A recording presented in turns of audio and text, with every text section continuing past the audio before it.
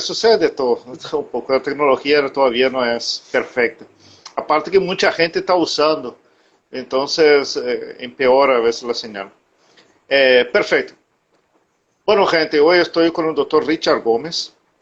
Él es psicólogo, es coordinador del área científica de la Sociedad Paraguaya de Psicología y es un experto y hizo varios estudios sobre violencia de género. Bienvenido, doctor, un gusto tenerle.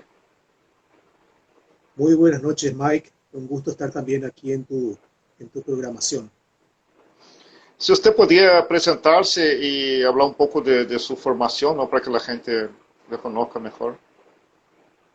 Sí, Mike, yo soy eh, psicólogo, tengo una licenciatura en psicología, orientación educacional y un doctorado en psicología, especialidad clínica, básicamente. Soy Perfecto. psicoterapeuta, ¿sí? Doctor, hasta 4 días atrás, hasta hace 4 días, ahora seguramente ya habría que actualizarlo. Son 33 feminicidios en Paraguay. Y parece que cada año supera los récords y no hay ley que lo pueda detener. Usted hizo un estudio muy profundo sobre el tema. Quisiera que usted hable sobre eso. Y después que podamos entender esta pandemia, esta otra pandemia que vivimos, que parece no tener fin nunca. Realmente al día de hoy se considera esto, la Organización Mundial de la Salud considera esto una pandemia, realmente es a nivel internacional y hay un incremento importante de maltrato.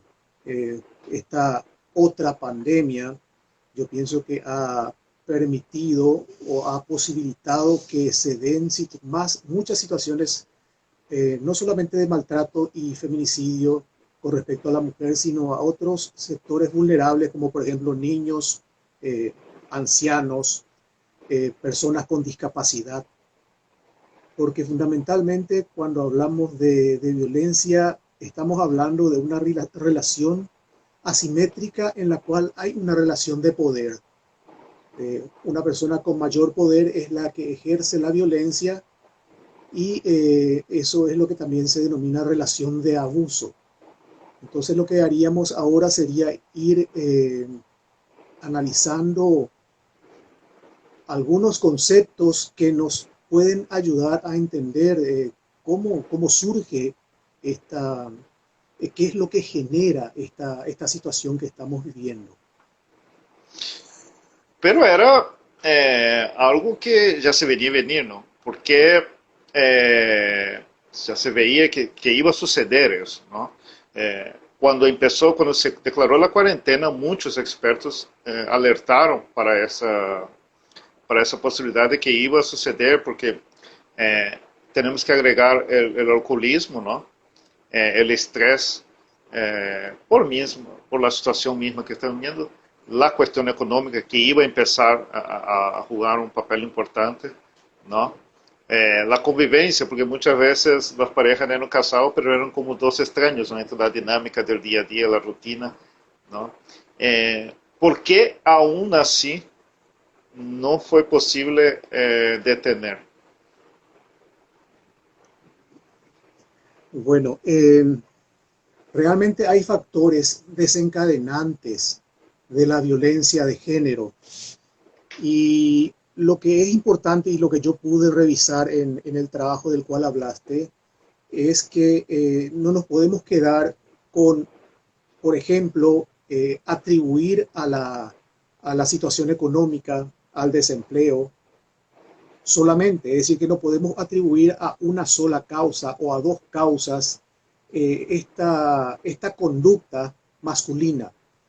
Quiero aclarar que fundamentalmente mi trabajo se basó en el estudio del varón maltratador, es decir, que desde la perspectiva, el maltrato a la mujer desde la perspectiva del varón maltratador, dado que el enfoque fundamental que se da a esta problemática social es el victimológico, es decir, que eh, se analiza mucho desde la posición de la víctima. Y yo me orienté a enfocarlo desde la perspectiva del varón maltratador. Entonces, una de las primeras cuestiones es que no podemos quedarnos con una sola causa. El desempleo. Hay muchísimas personas desempleadas, pero solo algunos varones desempleados incurren en maltrato. Y muchas veces, digamos que podría haber un maltratador o un feminicida que no tenga el problema de desempleo. O sea, que el desempleo en sí mismo no es un generador de violencia o de feminicidios. Não, claro, todos esos condimentos que eu citei, não que seriam a causa, senão que iam a incrementar, a ajudar a incrementar em uma situação de encierro, ¿verdad? A isso mais ou menos me referia, não? Este es un fenómeno complejo y tenemos que pensar en una policausalidad, en un problema multidimensional. Entonces tenemos que estar analizando. Para el trabajo realizado utilicé una teoría que plantea que debemos analizar, por ejemplo, el macrosistema, y dentro del macrosistema tenemos lo que es la cultura patriarcal, en la cual el varón es el que tiene el poder, el varón es el que se pone en posición de superioridad con respecto a la mujer y busca subordinarla. Ahí es donde se da una relación de poder. Y muchas veces el varón desde ese planteamiento, esos valores, de esas creencias culturales, está buscando someter a la mujer. No todos los varones, porque todos hemos sido criados en la cultura patriarcal, pero algunos varones podrían estar influidos por ese factor macrosistémico.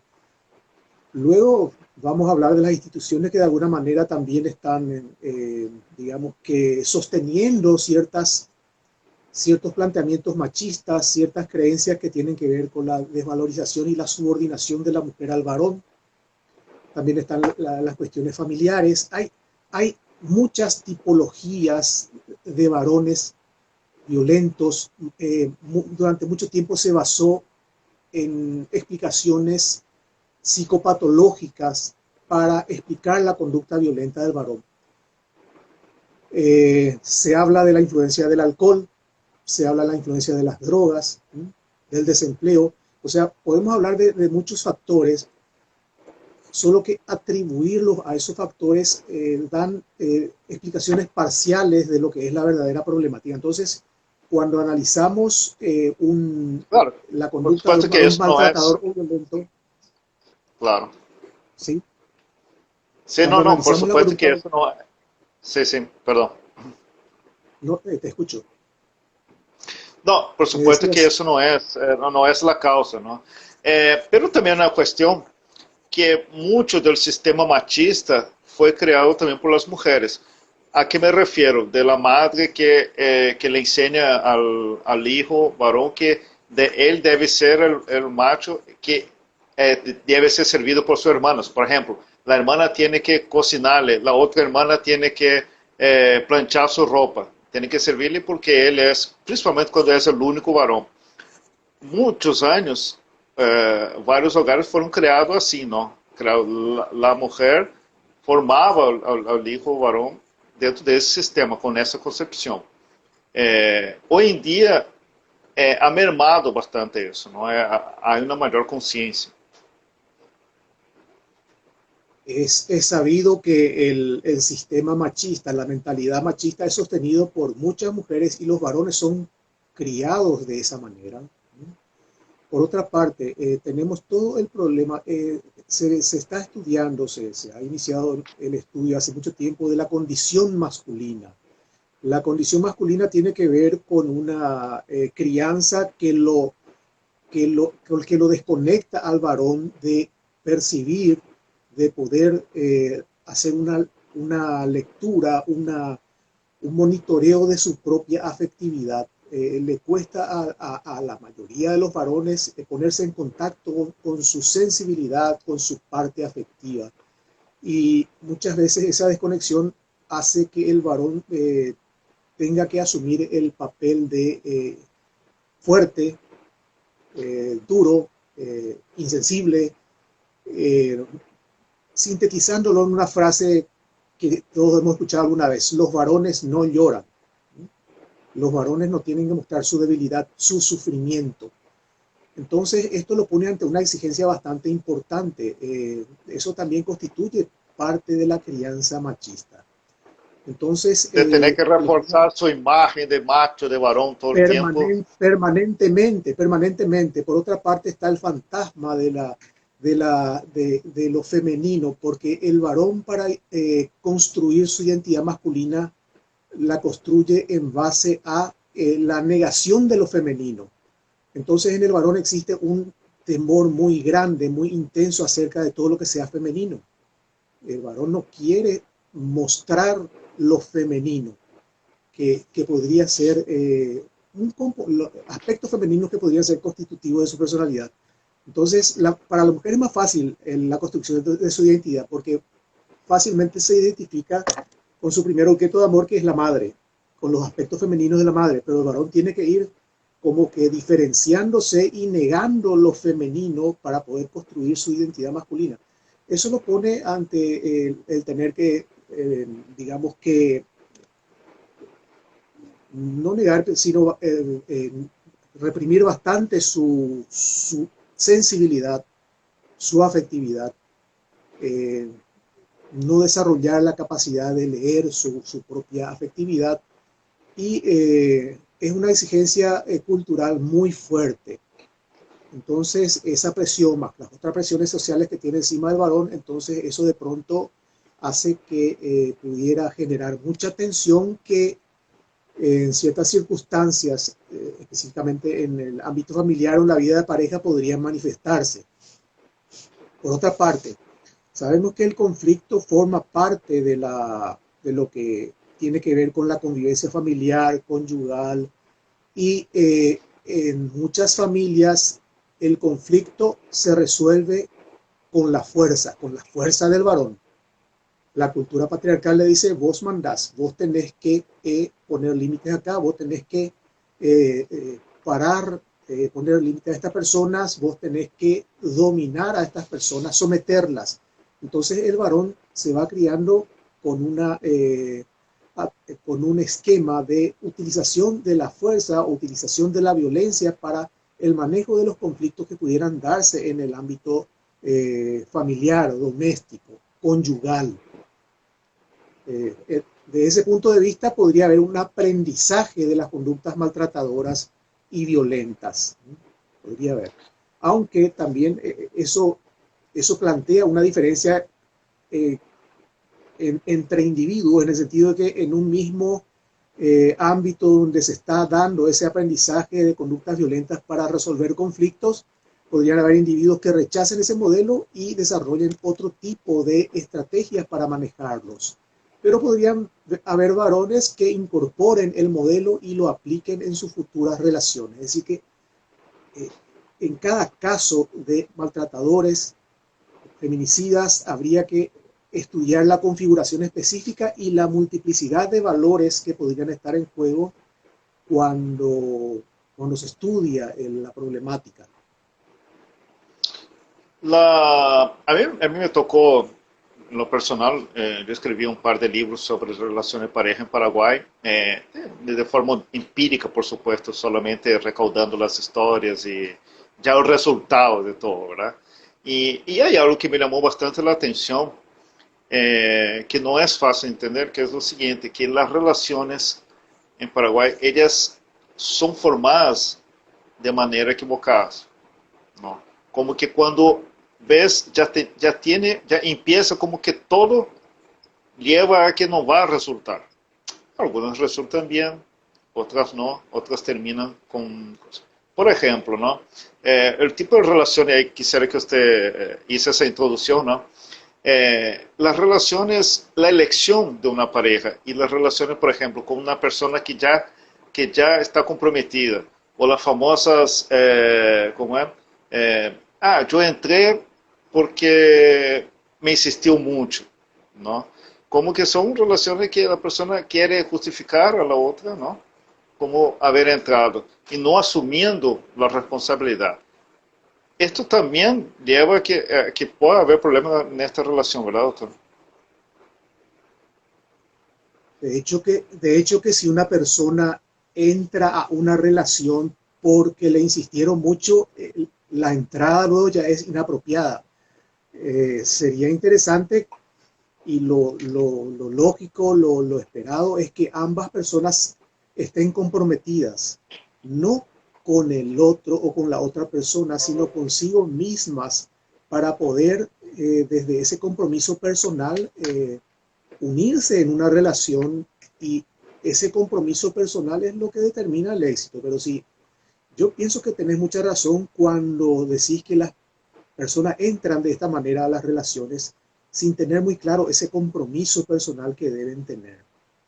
Porque si una persona entra a una relación sin estar comprometida, lo más probable es que no pueda responder a los requerimientos que tiene la relación y aumenta la probabilidad además de que esa relación sea disfuncional y tenga un resultado no esperado, insatisfactorio.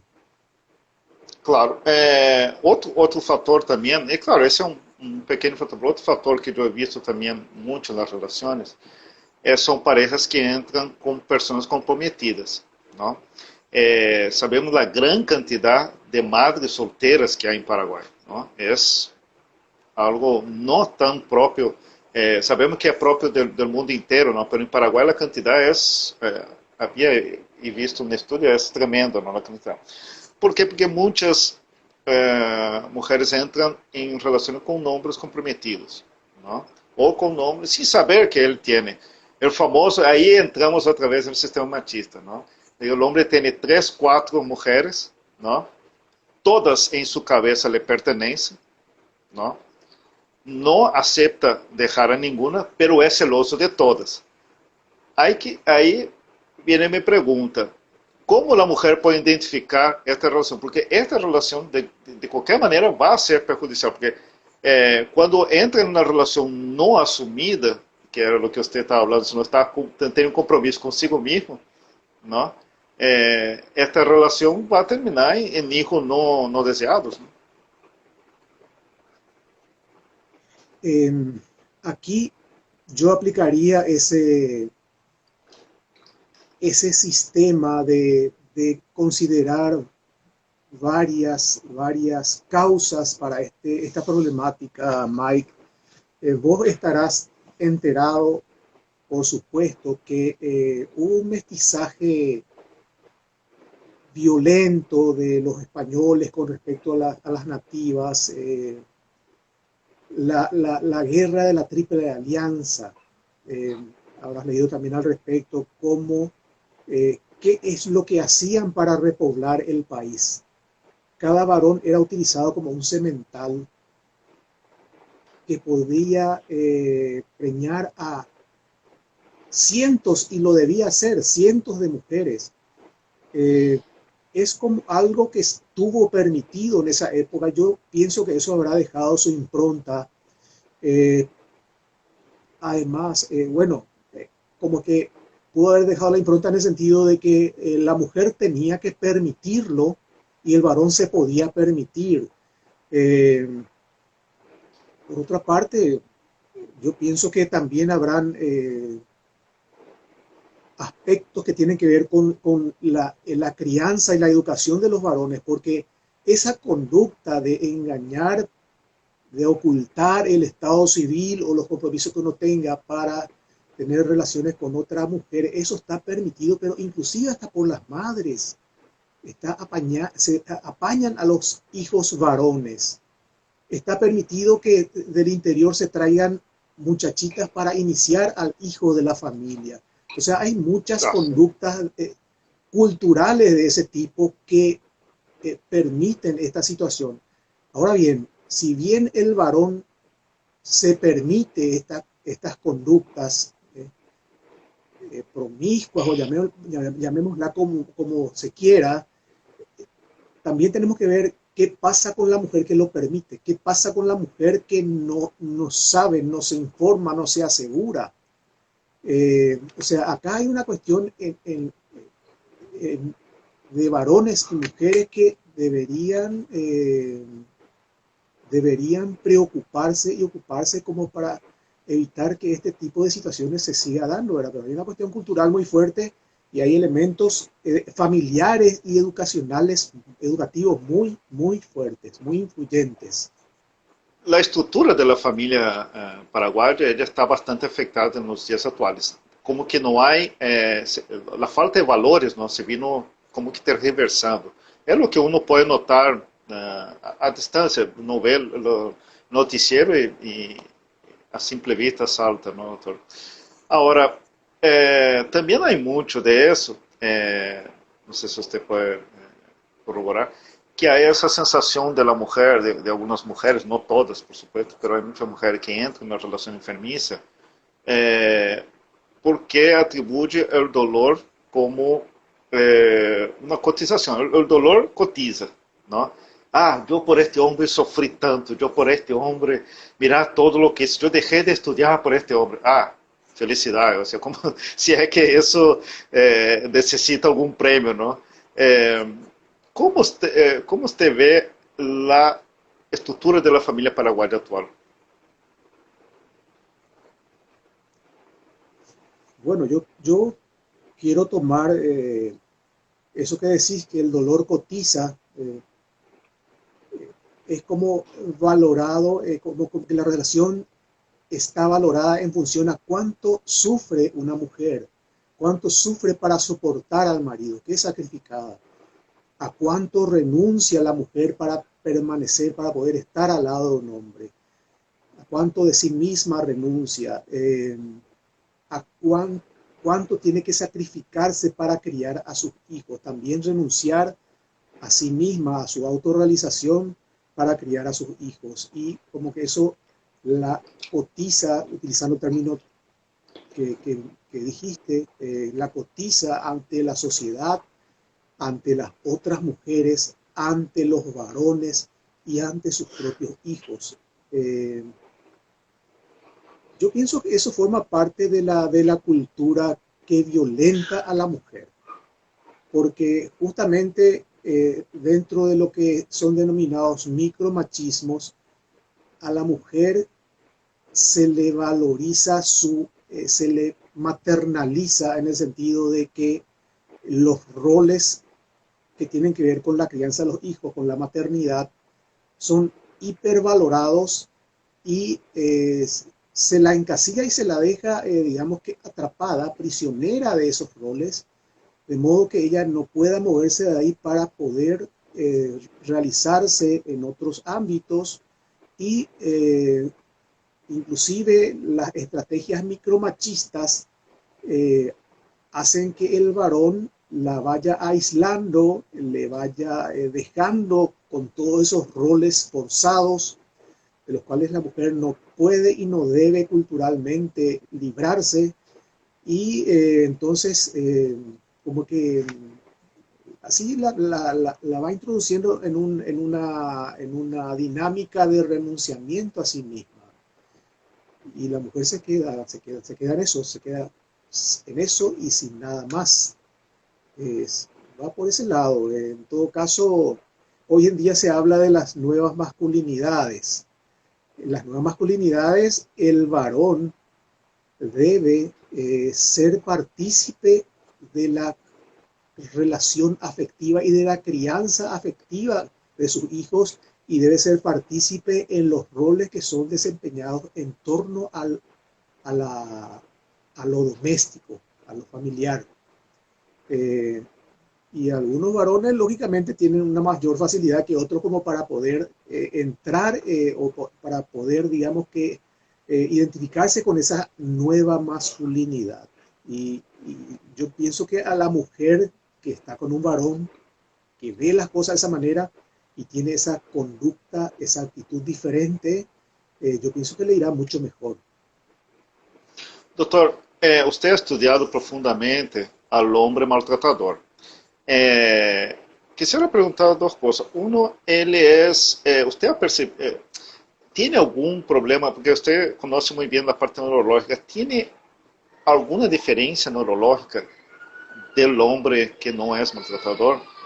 ¿Ya tiene una predisposición eh, genética quizás o algún un problema? Uno eso. Y el otro, existen hombres que son violentos, pero son violentos una vez y se arrepienten, ¿no? Profundamente de haberlo hecho y nunca más lo son. ¿Es posible que se dé que este hombre vuelva a repetir o no se sintió cómodo siendo un maltratador y realmente se arrepiente? Y la primera cuestión que le había preguntado, ¿no? Si usted percibe, ¿hay alguna diferencia neurológica ya en el maltratador o es pura manipulación? Porque hay mucho de manipulación también del maltratador, ¿no? El varón maltratador eh, es de hecho y por sí un manipulador. Generalmente presenta lo que se llama doble fachada. Puede ser una persona encantadora socialmente, pero en la intimidad del hogar puede ser una fiera. Y por eso su agresividad es selectiva. Es selectiva porque es violento en su casa, con su mujer, con sus hijos, con sus padres, pero no es violento con los amigos, con los compañeros de trabajo, con la almacenera de la esquina. No. Entonces, justamente tu pregunta me lleva nuevamente a mirar la importancia de considerar la policausalidad, porque el, el considerar que el maltratador tiene un problema neurológico está planteado desde el modelo médico. ¿Eh? El modelo médico que busca el microbio para explicar la conducta maltratadora y de alguna manera eso exime de su responsabilidad a ese maltratador. Exime de su responsabilidad en el sentido que, no, él maltrata, él es violento porque tiene un problema neurológico. No, él maltrata porque tiene un problema Una psicológico, justificativa. está estresado, no. O él maltrata porque toma los domingos. No. Es Entonces, nervioso nomás. Es está famoso. nervioso nomás o no. Él pues fue criado en una cultura patriarcal, entonces no es violento por eso. No. Acá no podemos justificar de ninguna manera la conducta maltratadora, violenta, feminicida de ningún varón. Entonces, bueno, en primer lugar, yo no podría precisar si ese individuo maltratador o violento tiene un problema neurológico. Yo hablé con maltratadores y feminicidas en la cárcel de Tacumbú y allí, bueno, los feminicidas, hubo feminicidas que no quisieron hablar conmigo. Por ejemplo, Trote, que me dijo que él estaba en otra cosa y bueno, y se lo veía muy normal, ¿verdad? No sé, yo pensar que tiene un problema neurológico, él no, yo lo veo muy normal, haciendo una vida ahí social con los demás y bueno, Hasta incluso son seres muy, son normalmente, son seres muy educados, ¿no? Respetuosos, muy a educados, simple vista. muy inteligentes, sí. Y los principales feminicidas, los que cometieron feminicidios así bien significativos, no quisieron hablar del tema. ¿No? Entonces yo te diría, bueno, quizás tenga un problema neurológico.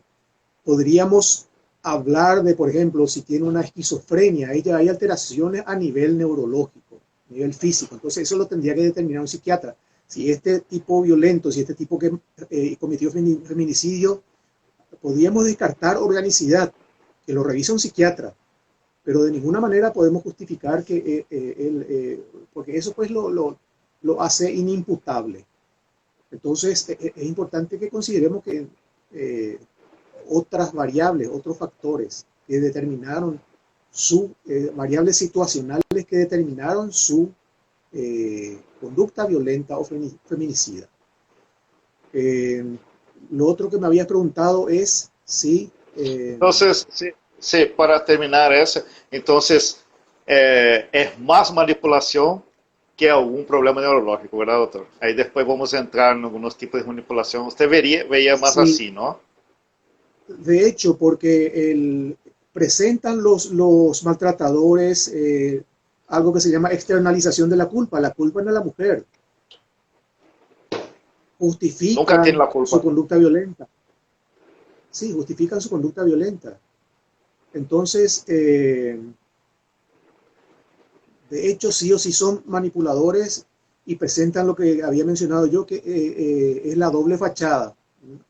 Ante la sociedad, una fachada y en su casa otra, con personas significativas, porque eso es algo importante a recalcar en el caso de los maltratadores, que esa conducta maltratadora se da cuando esto lo pude ver en los casos estudiados, que cuando la relación se torna significativa, recién empiezan las conductas de control, las conductas relacionadas con la celotipia, las primeras conductas violentas, psicológicas, verbales, hasta ir apareciendo las conductas violentas físicas, ¿no? Sexuales. Pero siempre se dan con relación a una pareja con la cual tiene una relación significativa afectivamente. Y es evidentemente cuando, digamos que cuando la persona le importa al maltratador. Y casualmente es la persona que dice amar, que dice querer. Pero lo que sucede con el maltratador es que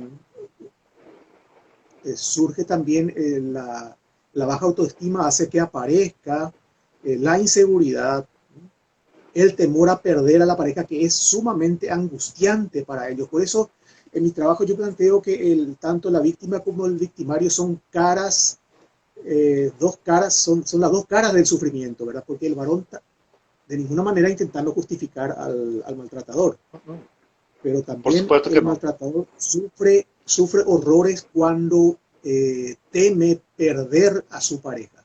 Entonces ahí aparecen las conductas de control, las conductas de manipulación, de aislamiento y las conductas violentas, que van en lo que se llama también la escalada de violencia. Va desde lo más sutil, podrían ser micromachismos, hasta llegar al feminicidio.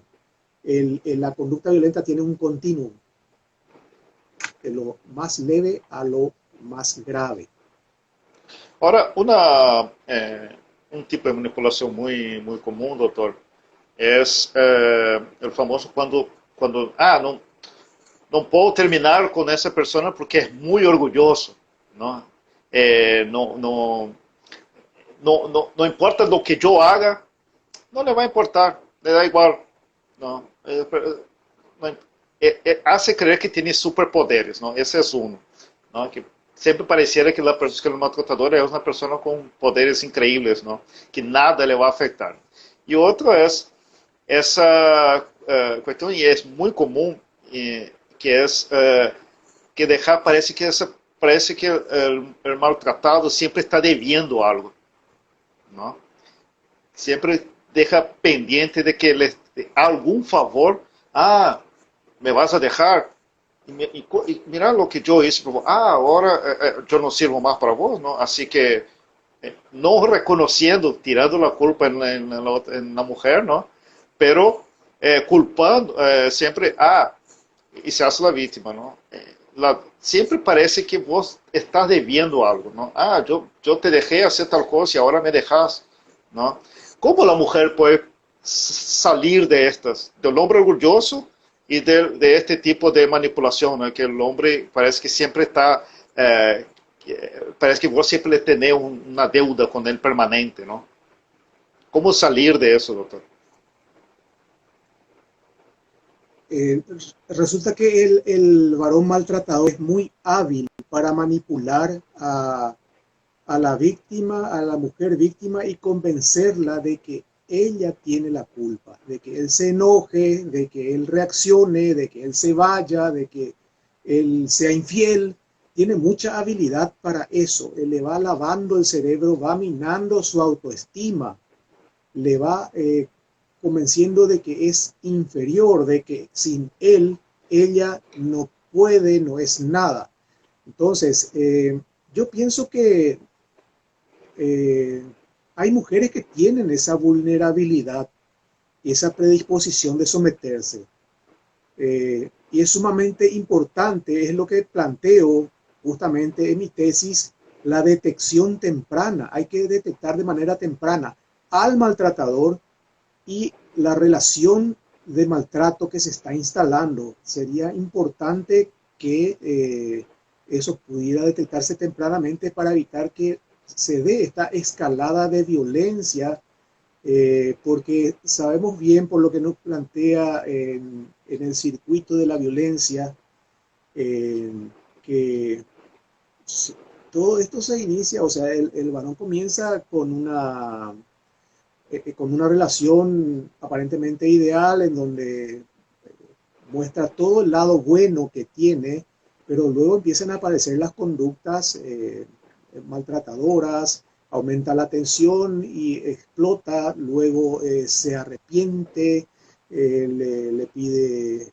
perdón a la pareja, se reconcilian, viven una luna de miel y vuelta a aparecer las conductas así de desvalorización, de maltrato, y va escalando la violencia. Eso es lo que hay que detectar y detener con tiempo.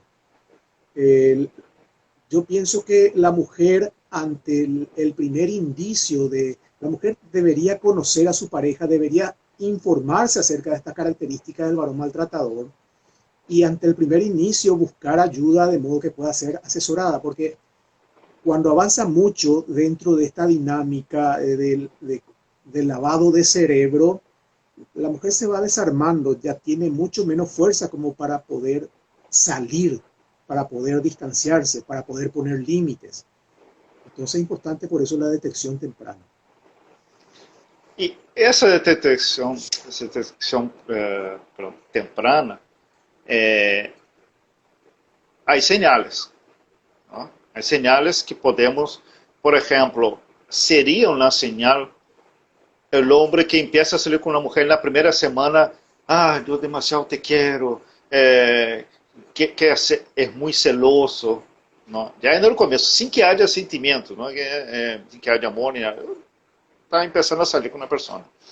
Esto puede ser una señal, doctor, el querer estar muy involucrado, ya que no es una característica normal del hombre involucrarse mucho sentimentalmente, más de la mujer, que es más apasionada, más sentimental al comienzo, ¿no? Podría ser una señal de un hombre violento en el futuro, de querer controlar la situación en el comienzo. De hecho, las conductas de control son un indicador, las conductas posesivas, las conductas de aislamiento que se aplica a la mujer para ir aislándola de la relación con su familia, con sus amigos, el control de la ropa que se pone, el maquillaje. Sí, ese tipo de conductas controladoras son un indicador importante. Las conductas de celos, al comienzo podría estar en control de las reacciones celotípicas, pero en la medida que la mujer le vaya permitiendo, va a ir intensificando esas conductas de control, de posesión y de dominio y de sometimiento de la mujer. Entonces, la mujer debe estar, digamos que, avisada, debería estar, digamos que, por decirlo de alguna manera, entrenada, formada, informada acerca de esta posibilidad. Porque yo pienso que a muchas mujeres las toma de sorpresa y se dan cuenta o aceptan esa realidad cuando ya es demasiado tarde, cuando ya no pueden salir de la relación y cuando el varón ya digamos que introdujo una relación de dependencia eh, excesiva que las paraliza. Entonces El, ahí ya el, puede, ¿sí? sí, el año pasado me tocó, yo tengo un evento, un concurso de belleza que hago con mujeres, y siempre estamos muy atentos, ¿no? A comportamientos de este tipo de parejas, ¿no? De sus parejas que... Y detectamos un caso el año pasado en que la expareja de una de las chicas llegó a perseguirla incluso con un machetillo, ¿no? La situación de violencia estaba, entonces tomamos caso, comunicamos a la fiscalía, la ciudad de mujer que hace un trabajo fantástico, que usted conoce el equipo que está ahí, hace un buen trabajo. Realmente es muy loable lo que hacen ellos porque está todo concentrado, ¿no? Ellos pudieron ayudar. Ahora, una de las cosas que llamó la atención, doctor, era que la propia hija, ¿no? Los propios hijos de ella le daban la razón, se ponían al lado del padre, ¿no? Y la familia de ella, por eso siempre decía, me contaba porque los padres no querían saber, los padres le daban toda la razón al muchacho, entonces ella se quedó sin aliados para poder salir. Es muy común eso, doctor. No es común, pero sucede. En todo caso, muchas veces eso es también una realidad, quizás que se va dando con mayor frecuencia, que las familias están interesadas en contar con los recursos que provee ese varón. Entonces, como que inclusive colocan, por utilizar un término así común, colocan a sus hijas visualizando los beneficios que podría traer aparejada esa unión. Entonces, Famosa salvación de la familia, ¿no? La famosa salvación de la familia. Una cosa así. Y entonces presionan a la mujer como para que a toda costa se mantenga en la relación, aguante lo que se venga. Y es ahí donde se queda sin ningún apoyo y les resulta sumamente difícil salir. Doctor, algo que quedó muy, seguramente le habrán hecho mucho esa pregunta, ¿por qué? Y creo que la respuesta usted fue dando de cierta manera y habrá encontrado, está muy arraigada, ¿no? en la cultura, machista, en la manera de relacionarse, ¿no? ¿Por qué aún con una ley tan efectiva, por un lado, que es la ley de toda violencia contra la mujer, ¿no? Siguió creciendo hasta aumentando? No es suficiente con ley, ¿no? Es un trabajo educacional, puede ser, social. Bueno, yo pienso que esto tiene que ver con el aumento de la tensión justamente en esta situación de pandemia y el agravamiento de muchas condiciones socioeconómicas de las personas, pero también y fundamentalmente tiene que ver con la eficiencia con la cual responden las instituciones, en el sentido de que, por ejemplo, no hay programas de detección, o no conozco yo programas de detección temprana, atención temprana a víctimas, ni qué decir a victimarios. El trabajo con victimarios yo no conozco que haya. El enfoque punitivo es el único que parece que se viene haciendo, detener y apartar al victimario y proteger a la víctima. Y esas son dos facetas de la problemática que hay que atender de modo simultáneo, ¿no? Totalmente de acuerdo. En todo caso, hay que optimizar el funcionamiento y la respuesta de las instituciones a este tipo de problemáticas. Por otra parte, hoy, justamente gracias a esa ley, una vez que una mujer denuncia a un maltratador, ya no puede retirar la denuncia. Antes sí podía ir a la comisaría y retirar la denuncia, llegábamos a ese punto, porque en muchos de los casos la mujer no quiere perjudicar al padre de sus hijos, al proveedor de la familia, entonces retira la denuncia.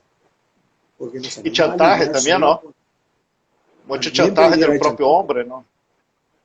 Por supuesto, Eh, eso es seguro.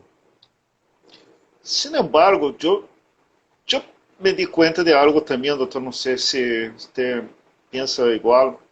Eh, Aumentou essa possibilidade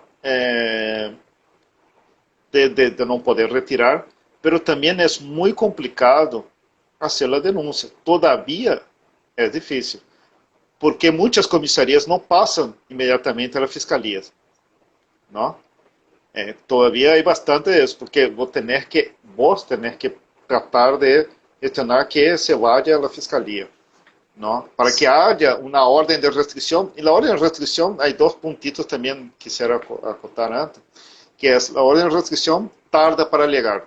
Y cuando no llega orden de un alejamiento a la persona, sino al lugar o al trabajo, ¿no?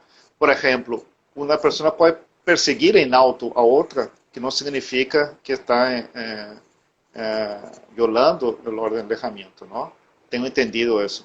Há algumas cositas pequenas, pareciera, pero que contribuem, não? A que termine um assassinato, por exemplo. Hay detalles que ajustar. De hecho, las comisarías no envían de oficio a la fiscalía, ¿no? Y muchas veces la víctima tiene que estar moviendo eso, y muchas veces las mujeres son revictimizadas porque solamente existen algunas comisarías especializadas en violencia doméstica o violencia de género. Entonces no responden con esa efectividad con la cual deberían responder.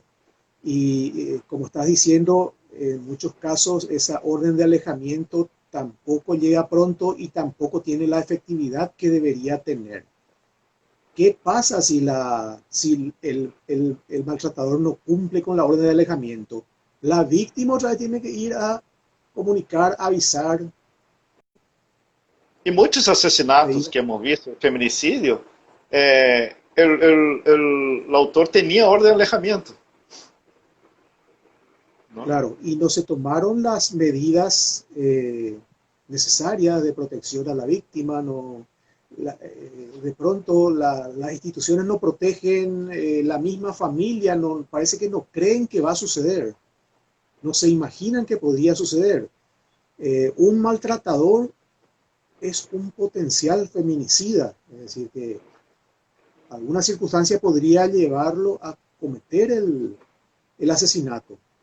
Entonces, desde el momento que hay maltrato, la víctima ya tiene que ser, digamos que se tendrían que aplicar medidas combinadas como para protegerla. Eso es lo que está ocurriendo. La víctima, a pesar de haber denunciado, a pesar de dar una orden de alejamiento, continúa desprotegida.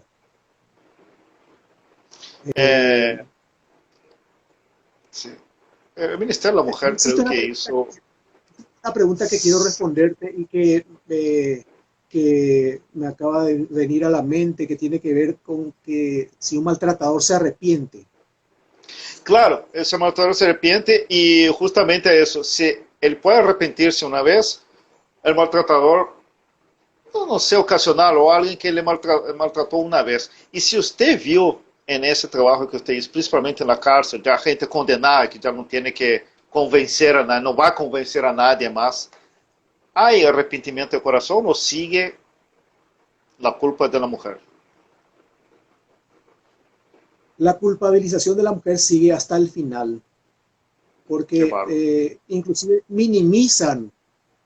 Hubo un sujeto al cual había entrevistado que le clavó 7 puñaladas a su mujer, a una pareja, inclusive informal, ¿verdad? Porque ella se quiso alejar de él, le clavó 7 puñaladas y se quejó. Él se seguía quejando de que ella hizo teatro en el juicio, de que fingió que iba a quedar renga y estaba cuestionando ese teatro supuesto que hizo sin digamos que darle la gravedad que tiene las 7 puñaladas que le clavó. Entonces minimizan y siguen culpabilizando hasta el final a la mujer. no, el maltratador no se, voy a utilizar un término del modelo médico, no se cura, no supera ese mal, al menos en tratamiento individual. Para comenzar, luego no quieren hablar del tema. Yo tomé una población cautiva en doble sentido, en el sentido de que ellos accedieron, alguno de ellos accedió porque pensó que eso lo podría beneficiar de alguna manera en el contexto de la penitenciaría. Y hubo otros que lo evitaron el encontrarse y el hablar del tema de una manera sistemática. Entonces, ellos no quieren hablar, no quieren reconocer su culpa, siguen hablando de lo que hizo la mujer y buscan justificar permanentemente y de muchas maneras. Es muy poco eficiente, se conocen muy pocos resultados de la terapia individual con maltratadores que de resultados de cambio. Lo ideal es que estos maltratadores puedan trabajar en un contexto de grupal, en donde puedan ir, porque hablar con un maltratador hace que el terapeuta tenga que ir sacando como las capas de una cebolla hasta llegar a su caracú, que es su afectividad, que el maltratador pueda hablar de su afectividad, que es lo que le cuesta, de lo que siente. Y ahí recién en un contexto grupal eso podría, digamos que el darse cuenta y ponerse en contacto con la afectividad de otros como él y facilitaría que vayan emergiendo, que vayan saliendo contenidos que pueda trabajar el maltratador. Pero en el contexto individual, digamos que ofrece mucha No. resistencia. Tiene muchos recursos para camuflarse y para estar ahí sin, digamos que, acceder a esa parte a la cual no quieren, no les gusta y no pueden acceder. Doutor, você como psicólogo e grande estudioso no tema, aí você falava de Trote, e Trote volvió a casarse, ¿no? Volvió a relacionarse con otra mujer. Y ahí que yo quiero tocar en ese punto. Hace unos años yo leí un artículo que los guardias, todo el personal de una cárcel de Estados Unidos estaba desesperado porque 5 condenados a muerte por feminicidio, ¿no? Recibían muchísimas cartas de mujeres que querían ir a conocerlo, ¿no? Se encantaron, porque es encantador, porque es muy lindo, ¿no? Los guardias estaban desesperados, no, no podemos dejar que reciba, ¿no? Una persona que está condenada a muerte o gente con una historia muy violenta, ¿no? Y también hace poco, no sé si usted vio lo que ocurrió, que salió un documental sobre Tacumbú y muchas mujeres se quedaron como que locas, ¿no? Que lindo tipo, por un tipo que estaba dentro de Tacumbú, ¿no? Y que tenía un frondoso histórico, ¿no?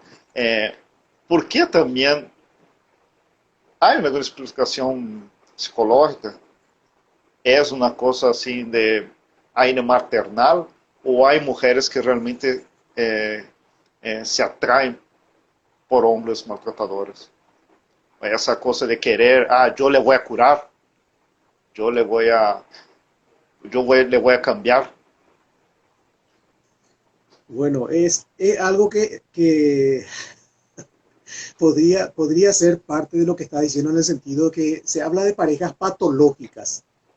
Entonces, podría haber un componente de la personalidad de la mujer que se complementa con el componente de la personalidad de ese varón maltratador. Y podría también darse eso que está diciendo de que la mujer tiene la esperanza de cambiarlo. Conmigo va a cambiar, va a dejar de ser maltratador. Porque es peligrosísimo, ¿no? Porque es peligrosísimo. Eso es peligrosísimo y es una ilusión. El maltratador justamente es lo que sucede cuando se pide la restricción, orden de alejamiento. El maltratador se va con todo su bagaje violento a otra relación. El maltratador no cambió, se va con ese bagaje a otra relación a posiblemente victimizar a otra mujer. Uno de los maltratadores hizo pareja ahí en Tacumbú también con una mujer más joven. Él le disparó en la frente a su esposa, estando borracho. Y hizo pareja ahí en... No digo que le vaya a meter un balazo a la nueva pareja más joven, pero la estructura de maltrato, de No sometimiento, cambia. de desvalorización, no cambia. Entonces, si las mujeres están buscando parejas de maltratadores o feminicidas en las penitenciarías, bueno, van a encontrarse con esa estructura que tienen la fantasía, la ilusión de cambiar. Y lo más probable es que no lo logren y se exponen al riesgo de sufrir la misma suerte de las mujeres víctimas. Entonces, es una conducta de riesgo. Claro, yo relato lo que sucede. Yo no estoy de acuerdo, no es que yo estoy justificando, yo explico eso a la gente, Claro. usted, claro, entendió, pero explico eso a la gente, no es que yo esté justificando, por supuesto, incluso como yo dije, es muy peligroso, porque hay mucha gente que dice, no saber lo que este tipo es fuerte, es nervioso, tiene un carácter, se pone muy nervioso, pero es normal, ¿no? Él le golpeó a otra mujer, pero la otra mujer merecía, ¿no? O sea, ya sabe lo que va a suceder. Eso no quiere decir que ella merece también correr el mismo riesgo, pero sí tiene que estar atenta, ¿verdad, doctor? Tiene que estar atenta. Sí, eso que decís también es muy cierto, que muchas mujeres justifican el maltrato que hacen algunos varones a sus parejas. Es algo que se da también y deberían tener en cuenta. Eh, me, me, me, me parece fantástico. Yo podría pasar horas porque es un tema fascinante y es muy complejo también. Yo creo que es difícil de entender porque el ser humano ele es complejo, ¿verdad, doctor? No hay es difícil decir, más vez, así, es como que infinito, ¿no? Es, es complejo, es complejo, Mike, y yo pienso que es muy importante que se pueda educar a los varones en su afectividad, en la expresión de su afectividad, en darse cuenta que el enojo es algo normal, porque los, los varones no educados emocionalmente leen el enojo de la misma manera que los otros sentimientos que afloran, ¿verdad? De frustración, de abandono, todo lo traducen como ira, como una explosión. Y aprendieron a resolver las situaciones, los conflictos, explotando de esa manera, con violencia. Entonces hay un problema en la lectura de sus emociones, en la administración de sus emociones y deberían los varones ser educados en eso. Yo pienso que es importante comenzar en la familia, en la infancia, de modo que tengamos varones que estén en control de sus sentimientos, de sus emociones, que tengan una mejor gestión de sus sentimientos. Eh, Habría que introducir esto en los programas educativos realmente.